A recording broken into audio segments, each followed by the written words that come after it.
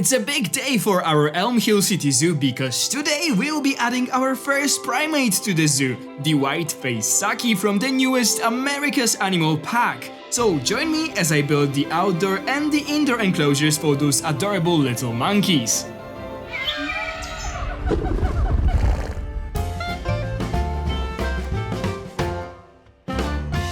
Hello guys, this is Cesar Creates and welcome back to my channel. Today is a very big day for the Elm Hill City Zoo, because after years and years of building the zoo and thousands of your requests, we are finally adding our first primate. And this is of course the new White-Faced Saki from the newest America's Animal Pack. Some time ago I decided that our Elm Hill City Zoo will have its own separate primate section, but I still didn't have a chance to start building it. That's why we didn't have any primates in the zoo. Many zoos that I have visited have their separate primate sections, and this is what I was inspired by. And I also want to build a Madagascar house eventually somewhere in the zoo, because lemurs, if you don't know, are also primates. That's why I didn't have a chance to build for any of those animals in the zoo, and you guys really wanted to see that. So I decided to make a little exception and to add a primate to the new house that we are building, the Latin America house. We started to build this house in the last episode where we added the bush dogs. In case some of you missed it, the link will be down in the description and on the screen right now. In this video you can see how I created the entrance and the whole facade of the building, and of course the first habitat. And today we are adding the second one for the White-Faced Saki, our first primate in the zoo. I am very excited for this, but I'm not gonna lie, I was a bit maybe not stressed, but I knew that I had to, make my research again, to sort of prepare to that, because it has been quite a long time since I've built for primates in Planet Zoo. I've built for some of them in the other project in the Desert Adventure Park, and yeah, I had to look at some inspiration for climbing frames, for example, for the mesh structure that you can see me building right now. So yeah, definitely some research had to go into this. But in the end, I quite like how it all has turned out, and I really hope you guys will like it as well. And I really hope you guys are excited for the first monkey in our zoo. It kind of shows you what you can expect when I will finally start building the primate section. Although in there I want to have different kinds of enclosures for primates, like islands, like moated enclosures, not only cages like we will build right now.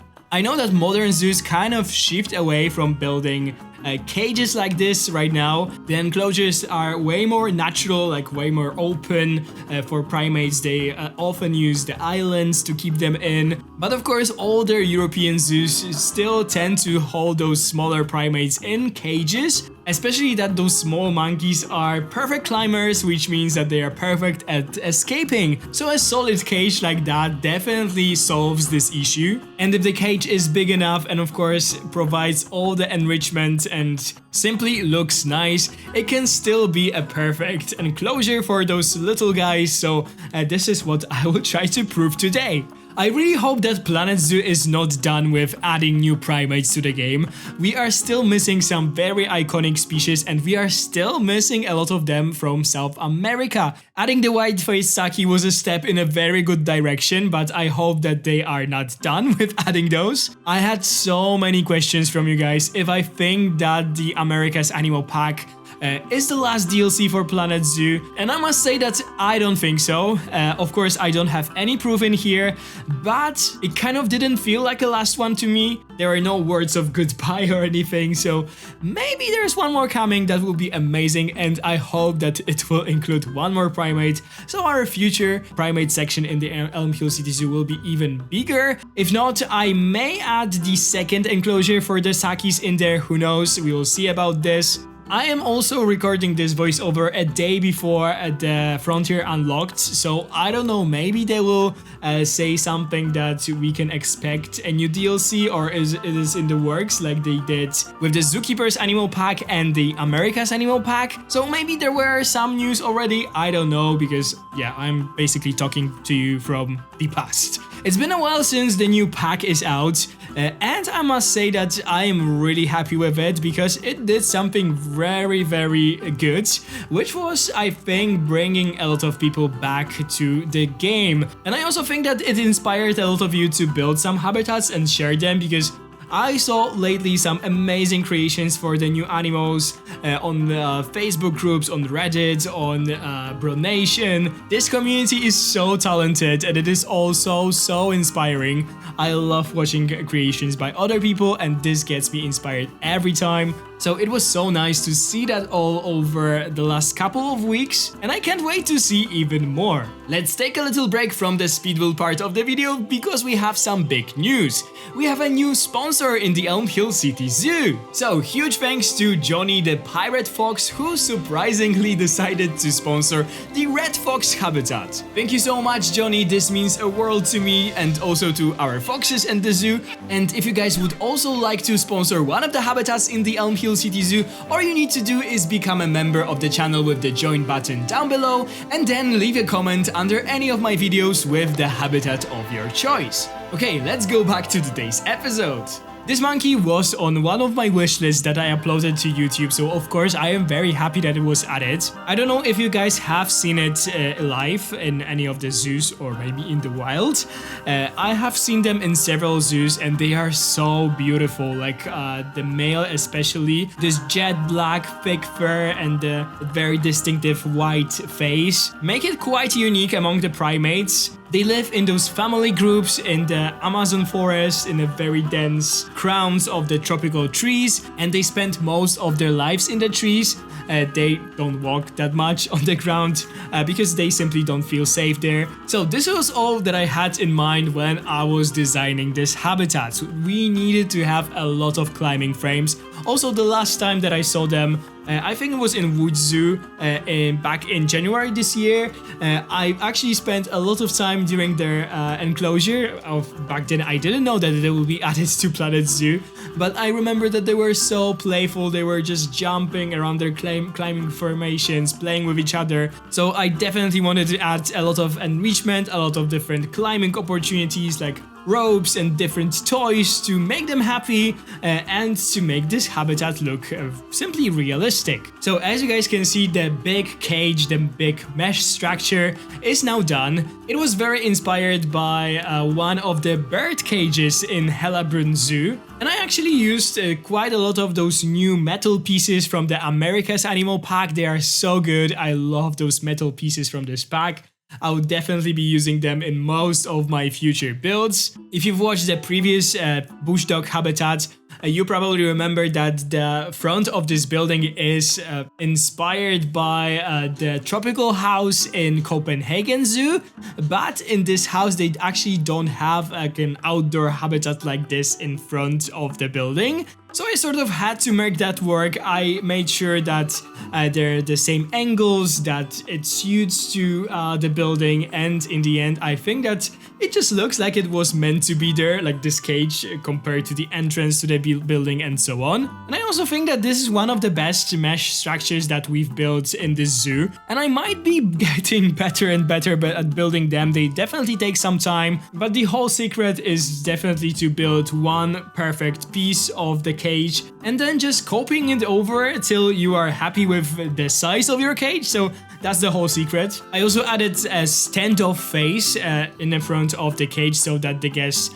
wouldn't be able to just go too close and just stick their fingers through the mesh. Probably it could end with the monkey biting someone, so it's better to have something like that. Then I added two sets of doors that will lead to the indoor part of the habitat, because in this episode we'll actually build the indoor part as well. I didn't do it for the bush dogs, I won't do it for the ocelots in the future, but for this habitat I decided to do so because the cage alone wasn't that big, so I still had some time to finish the indoor part, and I also didn't want to leave so much for the last episode, so doing the interiors for all of those animals that could take a lot of time. So there's one door on the ground, and there's also one in the upper part of the wall that the monkeys need to use climbing frames to go through. And actually, I don't know why, but I cannot make the lower doors like accessible for the animals. The traversable area just doesn't allow them to go through them, even though I tried to make them bigger. I don't know why, but in the end, I actually think that it is a good thing, because to go outside, the monkeys need to use the climbing frames. And you guys know how climbing in Planet Zoo works. Sometimes those animals spend way too much time on the ground instead of climbing, and in here they kind of spend a lot of time on those climbing frames just because they need to go from outside to the inside, and yeah, thanks to that it works really well. I actually learned something that I'm very surprised that I didn't come up with earlier, thanks to Eben on Bronation. He said that the animals will use the climbing frames way more often when you set the game to the hard mode, because when you play on the hard mode, the animals will use the enrichment and use, for example, climbing frames more often, because when they will satisfy a need of, for example, using an enrichment item, the need will go down faster than on the easy mode. So that means that they will use the enrichment items more often, and they also treat the climbing as enrichment.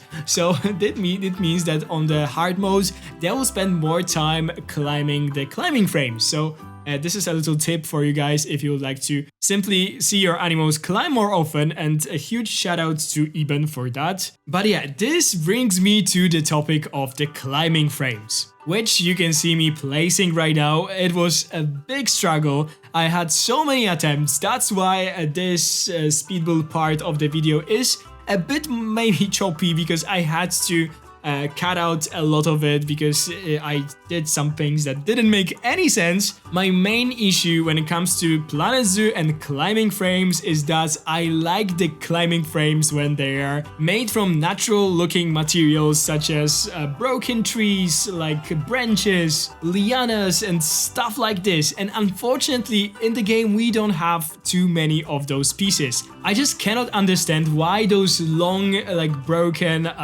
pine trees or birch trees are not climbable for the animals. Only this cherry tree that I'm using here, and also one more that I don't remember the name of, is sort of climbable, which is such a shame. We also got those like branches in, I think, the Euro pack, but for me, I don't know why the animals tend to not climb them too much. So we are left with things from the construction tab, such as the planks, poles, logs, ropes, that yes, are used in the zoos, but I think that those very nice and modern exhibits, they tend to use more of simply wood, like broken trees, branches and stuff like that, not like planks or even metal climbing frames. Those are kind of things of the past. So creating all those climbing frames for this habitat was not easy. I am also a bit like afraid what I will do when I will be building the whole primate section. I will have to think of something.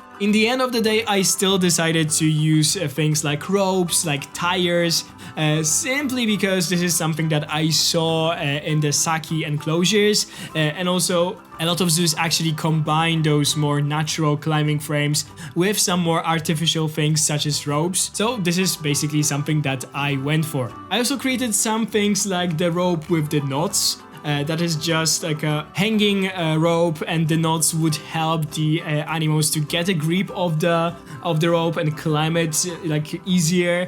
I also hang the tires on some of the ropes. This is a great way of enrichment because the animals can play in the tires, they can even hide in them, but the keepers can also hide the food in the tires, so it is also a food enrichment for the animals and really good thing for them. And I also use the fact that it is a mesh structure and we can attach some ropes to simply the mesh on the top of it, so this is also what I did. And I also added some platforms that will be just simply attached to the walls of the exhibit. This is something that I often see in zoos, like very high platforms for the animals.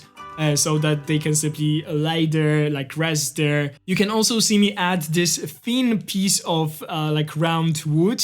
It is actually a piece from the Australia pack, and normally it has like those very bright patterns, but you can change the colors of them and make them in this more woody color, and I did just that and added it in several places just for the monkeys so that they can hop on them, rest on them, or just simply do their thing. And also the keepers can simply put their foot in there so that they can, you know, climb and reach for it. So yeah, the climbing frames definitely took way more time than I wanted, but I really wanted to make them right, as again, this is our first primate in the Elm Hill City Zoo. Okay, but enough about the climbing frames. Now let's talk about the rest of the exhibit.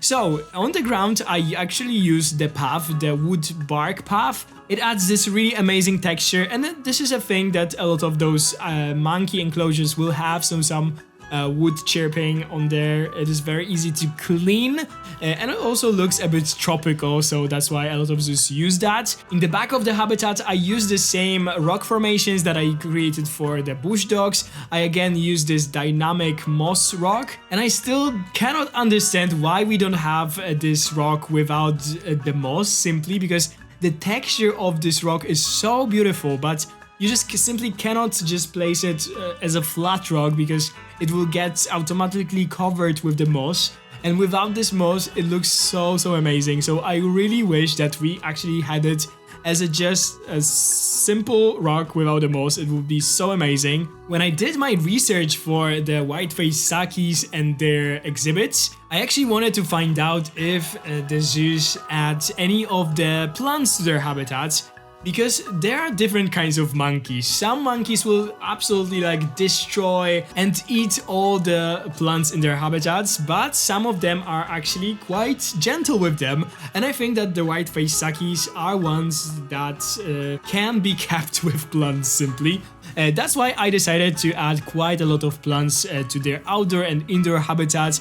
I wanted to make it look like an Amazon forest, so very lush, very green and overgrown. And also to make the ground of the entire exhibit a bit more interesting, I of course added some decals, and I also added something that I used to do a lot after the Oceania pack was released. There is this fern, this silver fern from the Oceania pack that has this like mulch patch on the bottom. So if you turn it around or simply upside down, you can use this mulch as simply a mulch texture, and it is so beautiful and it works so well for those more tropical enclosures. So I did something like that in here, both in the outdoor exhibit and in the indoor exhibit. And also, if I sound a bit different in some parts of this video, sorry for that. It suddenly became a bit warmer in the place where I live, so the spring is here, and with that there's a lot of blooming plants, and unfortunately I am allergic to some of them. So every year I am saying that I will do something about it, but I never do. So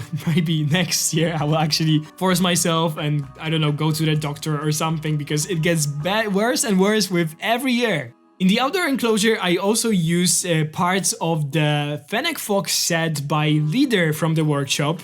This is a really wonderful set of pieces. Even though it was released several years ago, it is still so amazing.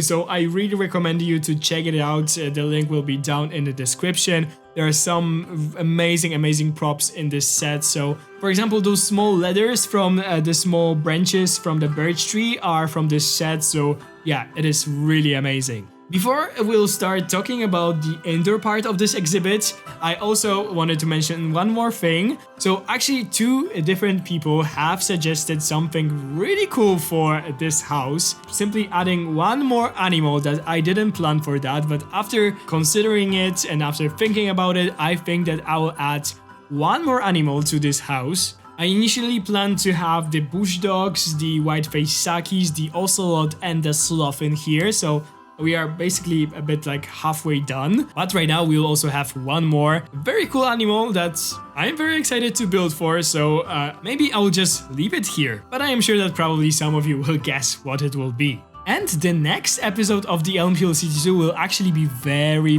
nice, so I hope you guys will enjoy it and you will stay tuned for that. I have been working on it for quite a long time and hopefully you guys will like it. But let's go back to today's build. So as you guys can see, we are now indoors. We are creating the indoor area for our white-faced Sakis, and this will be the first habitat that the guests will see when they will enter this building. It will be located in sort of like an airlock, so there will be like the first doors that the guests will use to actually enter this building, and in this first room they will have the White-Faced Saki enclosure and probably some plants and some information, and then they will have to use the second door to enter the walkthrough exhibit for the sloths, and there will also be all the indoor areas for the rest of the animals. So as you guys could see, I created this viewing window that is in this very interesting shape that again corresponds with the shape of the entire entrance area,